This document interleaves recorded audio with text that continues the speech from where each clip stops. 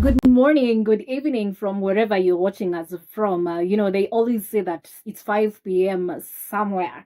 So it's evening here in Kenya, but it might be good morning from wherever you're watching from. And as I promised to be bringing you more timely updates on whatever is happening in this part of the world, in Africa. And it's a story that has hit very close home. It's a story that it's a decision by Donald Trump that may sound far away, but actually it hits very close to home, especially for us here in Kenya and across Africa. The United States has withdrawn from the UN Habitat, the United Nations agency that focuses on human settlements, housing, and sustainable cities. And just to be clear, UN Habitat is headquartered right here in Nairobi, Kenya, and it is the only African country hosting a major UN headquarters. And Trump has withdrawn US from the UN Habitat.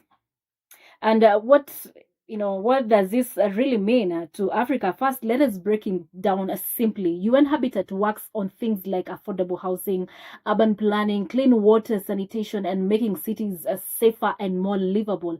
And when a major donor like the US pulls out, it means less money, less influence, and slower projects, not just for Kenya, but also for Africa as a whole, and for developing countries that rely on this support. And for Kenya, this is both symbolic and practical. On January 7th, 2026, President Donald Trump signed a presidential memorandum withdrawing the United States from 66 international organizations, conventions, and treaties, including the Nairobi-headquartered UN Habitat United Nations Human Settlements Program. The administration determined that these entities are contrary to the interests of the United States, citing concerns over mismanagement, wastefulness, and the promotion of agendas misaligned with U.S. sovereignty and economic strength. The directive targets 31 United Nations-linked bodies and 35 non-UN organizations. Alongside UN Habitat, the list includes the UN Framework Convention on Climate Change, UN Women, and the UN Population Fund.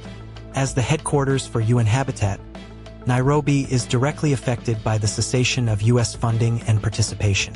The withdrawal impacts regional efforts in urban planning, affordable housing, and sustainable development.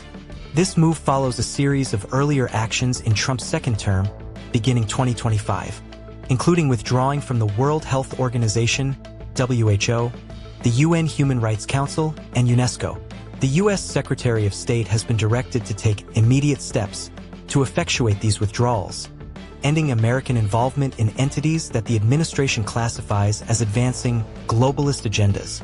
So the big question is, if global powers step back, will Africa step up?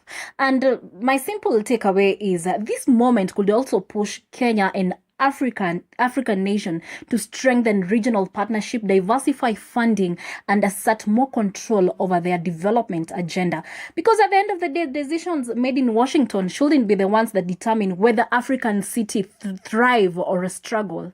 And maybe, just maybe, this is a wake-up call for Africa to invest more in their future. My name is Wangari Njuguna, and this has been ADNC. Stay inspired, stay empowered. Remember to download our app and sign up today for the latest news right at your fingertips. Also, remember to leave your comment. I'd love to hear your opinion about this. I'll be waiting to read your comment. I'll see you in the next one.